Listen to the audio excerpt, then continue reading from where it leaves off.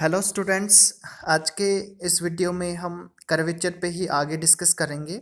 पिछले वीडियो में हमने कर्वेचर्स के कुछ क्वेश्चंस को देखा था और उनको सॉल्व करने के लिए पर्टिकुलर फॉर्मूलाज को यहाँ वहाँ हमने सीखा था। आज भी हम इस वीडियो में कुछ एग्जांपल्स को देखेंगे, कुछ क्वेश्चंस को सॉल्व करेंगे। तो सबसे पहले हम एग्जाम्पल नंबर 6 लेते हैं। एग्जाम्पल नंबर 6 उसमें आपको क्वेश्चन आस्क किया गया है, परवलय के किसी बिंदु P पर सिद्ध कीजिए कि rho equals to 2/√of a into x plus a whole to power 3/2 equals to 2/√of a S P whole to power 3/2, जहाँ एस क्या है, एस उसकी नाभि है। नेक्स्ट बी आपको rho 1 raise to power 1 - 2/3 plus rho 2 raise to power -2/3 equals to 2 of a - 2 of a whole to power -2/3 equals to L to power -2/3, जहाँ parabola एक आपका है, पैराबोला का इक्वेशन है y² इक्वल्स टू 4ax। ठीक है, आपको बताना परवलय y equals to 4ax, y² equals to 4ax जो है उसके किसी बिंदु पर आपको वक्रता त्रिज्या और वक्रता त्रिज्या में एक संबंध जो है वो आपको बताना। r1 रो 1 और रो 2 जो वक्रता त्रिज्याएं हैं उनमें आपको एक संबंध दे रखा है, वो आपको सिद्ध करना है। सबसे पहले हल करने के लिए जो आपको गिवन है उसको लिखते हैं, दिए गए आप उसके लिए लिखते हैं दिए गए परवलय का इक्वेशन आप लिखिए y² इक्वल्स टू 4x। अब हम क्या करते हैं, परवलय के किसी बिंदु पर, तो परवलय पर कोई आर्बिट्रेरी बिंदु लीजिए। परवलय पे आप कोई आर्बिट्रेरी बिंदु लेते हैं, मान लीजिए कि बिंदु P है वो, तो P के कोऑर्डिनेट जब परवलय की फॉर्म में लिखेंगे तो प्राचलिक फॉर्म में लिखे जाएंगे। याद रहे इसको, ये विशेष याद रखने की बात है। जब भी हम परवलय पर कोई बिंदु लेंगे तो वह है बिंदु आर्बिट्रेरी अगर ले रहे हैं तो उसका प्राचलिक जो उसके जो निर्देशांक होंगे वो प्राचलिक फॉर्म में होंगे। एक्स वाई ले सकते हैं लेकिन वो प्राचलिक होंगे। जैसे आपके पास प्राचलिक फॉर्म में अगर निर्देशांक ले रहे हैं तो X equals to X comma Y रहेगा, जहाँ एक्स इक्वस टू 8t² रहेगा और कोमा 280 रहेगा वहाँ परवलय के अकॉर्डिंग। क्योंकि x की जगह हम ये रखते हैं तो ये समीकरण ऊपर वाला सेटिस्फाई होना चाहिए, तो उसके अकॉर्डिंग हम रखें। जो परवलय का इक्वेशन आपको दे रखा है y² इक्वल्स टू 4x, तो उसको सेटिस्फाई करना चाहिए। ऐसा हमें x और y की जगह कुछ लेना पड़ेगा। तो x कोऑर्डिनेट इसका है x इक्वल्स टू 80² और y कोऑर्डिनेट इसका है y इक्वल्स टू 280।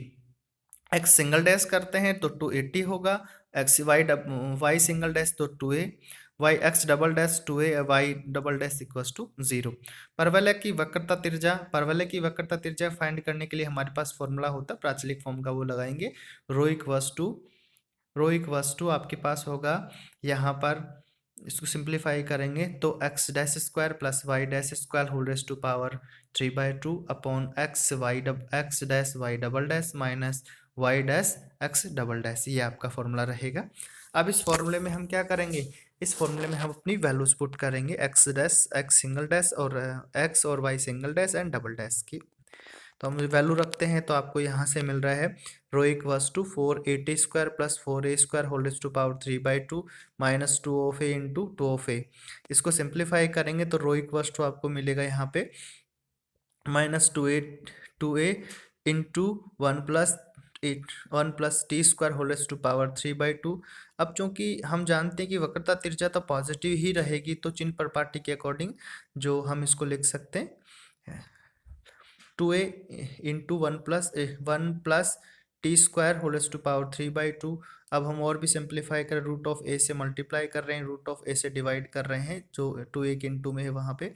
तो rho equals to 2a into a raise to power 1/2 upon root of a into 1 plus t² whole to power 3/2। तो ये बन गया rho equals to 2 into a raise to power 3/2 upon root of a into 1 plus t² whole to power 3/2।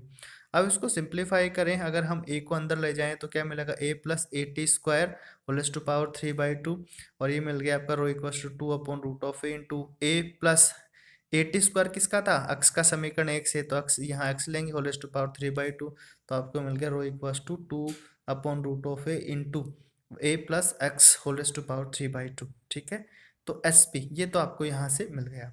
अब SP क्या है, SP को हम distance फॉर्मूले से फाइंड करें तो देखो डायग्राम में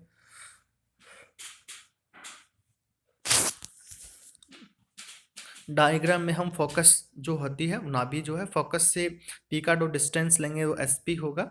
तो S P equals to root of, अब देखो फॉर्मूले के अकॉर्डिंग निकालेंगे तो रहेगा A T square minus A whole to power A square whole to power two, A T square minus A whole to power two plus वहाँ आपका दूसरा रहेगा, उसमें से हम सॉल्व करते हैं तो 280 minus zero whole to power two, simplify करो A square A T raise to power four minus two A square T square plus four A square T square, और सिंप्लीफाई करो S P equals to A square T raise to power four plus two A square T square plus A square.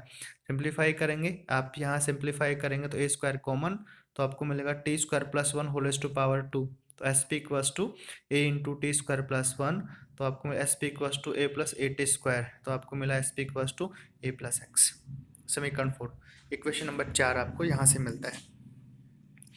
Equation number 4 मिलता है तो equation third और fourth से हमें मिलता है rho equals to two upon root of A into S P whole to power 3/2, और यही रिक्वायर्ड था। चूंकि एस पी क्या होता है, दूरी समीकरण से दूरी सूत्र से हम उसको एस पी को हम निकाल सकते हैं, तो उसी प्रकार से आपने यहाँ निकाला है। ठीक है, अब हम क्या करते हैं, ये तो हो गया जो हमारा फर्स्ट रिक्वायरमेंट था वो हो गया। अब सेकंड जो रो वन और रो टू के लिए सिंप्लीफाई करें तो वहाँ हम लेते हैं, उसको हम समझते हैं कि रो वन रो टू कहाँ से आएगा, तो उसके लिए दो बिंदु आपको लेने पड़ेंगे। तो आप ले रहे हैं निर्देशांक ज्यामिति से यदि परवलय की किसी किसी नाभि जीवा के सिरों के प्राचल T1 तथा T2 हो तो T1 into T2 equals to -1 होता है।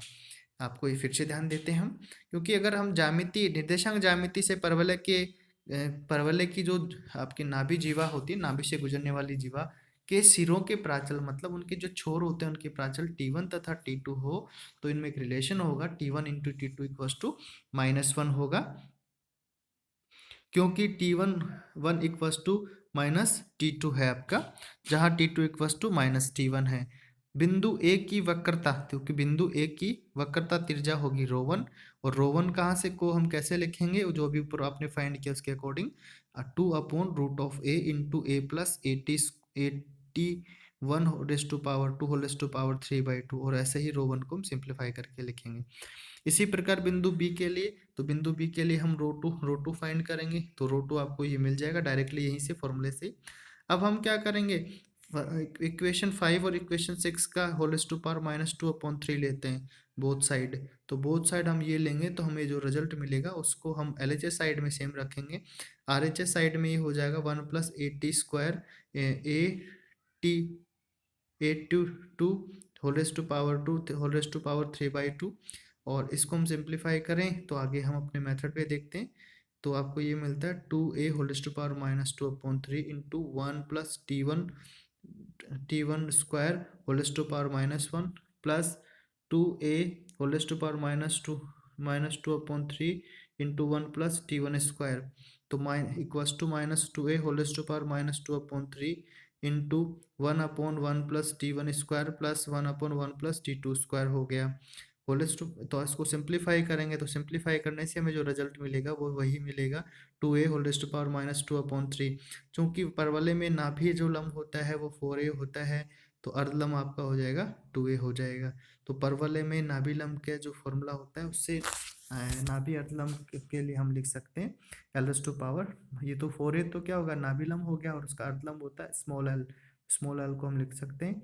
तो यहाँ आपको मिला रो1 स्क्वायर रो1 raise to power -2/3 plus rho two raise to power -2/3 equals to L to power -2/3, तो ये हमारा सेकंड रिक्वायरमेंट हो गया।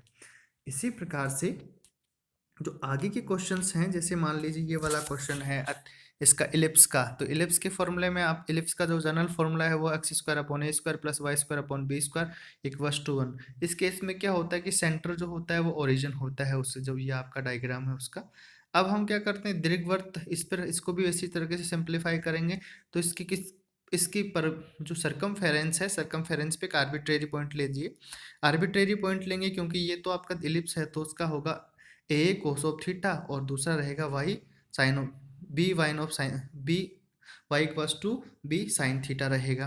अब हम क्या करें, इसको हम सिंप्लीफाई करें तो एक्स और वाई के लिए सिंप्लीफाई करते हैं, क्योंकि ये तो प्राचलिक समीकरण है ना, तो x और y के लिए डबल डेरिवेटिव, x का डबल डेरिवेटिव फाइंड करते हैं थीटा के रेस्पेक्ट में, x का सिंगल डेरिवेटिव एंड x का double derivative. Similarly for y single derivative and double derivative. अब सिंगल डेरिवेटिव और डबल डेरिवेटिव के बाद में हम क्या करते हैं, जो हमारे पास वक्रता त्रिज्या का फॉर्मूला है उसको अप्लाई करते हैं। तो वक्रता त्रिज्या होगी रो इक्वस टू आपके पास होगा x dash whole to power 2 plus Y dash whole to power 2 whole to power 3/2 upon x single dash Y double dash minus y single dash x double dash. और फिर इसको हम क्या करते हैं, सिंप्लीफाई करते हैं, हल करते हैं। तो आपको मिलता है rho equals to whole to power A square sine of square theta plus B square cos square theta whole to power 3/2 upon A into B आपको मिलता है। और इसके बाद में हम इसको सिंप्लीफाई और भी कर सकते हैं। अभी जनरली हमने इसका जो मेन जो क्वेश्चन है उसको सॉल्व करने का तरीका सीखा है कि एक्चुअल में हमें सॉल्व कैसे करना है इसको। अब जैसे हमारे पास ये आ गया बिंदु P पर स्पर्श रेखा का समीकरण। अब बिंदु P क्या है, बिंदु P को हम देखते हैं तो बिंदु P आपका हो गया a cos of theta and b sine of theta, इसके जो कोऑर्डिनेट है। तो उस पर आप स्पर्श रेखा का समीकरण फाइंड करेंगे तो एक उसको करेंगे x cos theta upon a plus Y sine theta upon B equals to 1। देखो ये इलिप्स के किसी बिंदु पर स्पर्श रेखा का समीकरण X cos theta upon A plus Y sine theta upon B equals to 1। मूल बिंदु से स्पर्श रेखा 4 के पर लंब की लंबाई, तो लंब की लंबाई ज्ञात करेंगे तो स्मॉल p इक्वस टू, अब मूल बिंदु से डालेंगे तो x और y की जगह आप क्या रख दीजिए, 0 0 रख दीजिए और सिंप्लीफाई कर लो। सिंप्लीफाई करेंगे तो आपको मिलेगा -1 p equals to -1 upon cos square theta upon A square plus sine square theta upon B square whole root किया उसका आपने। तो आपको मिलता है चेन पर पार्टी से p इक्वस टू मिलेगा a इंटू बी और डाउन साइड मिलेगा B square cos square theta plus A square sine square theta और स्मॉल p इक्वस टू आपको मिलेगा A upon A into B upon A square sine square theta plus B square cos square theta. तो आपको मिलेगा P cube, अगर both side करते हैं क्योंकि हमें सिंप्लीफाई करना, तो पी क्यू हम बोथ साइड करते हैं तो आपको मिलेगा A into P whole raise to power 3 equals to A square plus A square into sine square theta plus B square into cos square theta whole raise to power 3/2। अब क्या कीजिए, equation 5 और equation 3 को हम क्या करते हैं, से सिंप्लीफाई करते हैं। तो P raise to power 3 equals to A into B whole raise to power 3 into A into B into rho हो गया और फिर हम इसकी वैल्यू रखते हैं और सिंप्लीफाई करते हैं। तो आसान तरीका है जो हम सिंप्लीफाई करना चाह रहे हैं। क्वेश्चंस मैंने यहाँ नहीं लिखे, डायरेक्ट सॉल्यूशंस किए। आप उन क्वेश्चन को देखें, सॉल्यूशंस को देखें।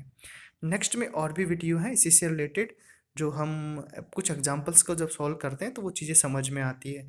तो आप क्या कीजिए, जैसे मैंने आपको समझा रखा है उसी स्तर पर आप अपने क्वेश्चंस को सॉल्व कीजिए, हल कीजिए और चेक कीजिए कि क्या नाम है कि अपना क्वेश्चन जो आप कर रहे हैं वो सही तरीके से कर रहे हैं क्या, और ईजी वे में आप सॉल्व कर पाएंगे क्या आगे। यही जो आपका क्वेश्चन है, इसी प्रकार से हम और भी क्वेश्चन सॉल्व करेंगे। अब बाकी क्वेश्चन आप अपने स्तर पे सॉल्व कीजिए और इनको मैच कीजिए कि आप ऐसे ही सॉल्व कर रहे हैं। आगे के वीडियो में हम कर्वेचर से आगे और एग्जांपल्स लेंगे।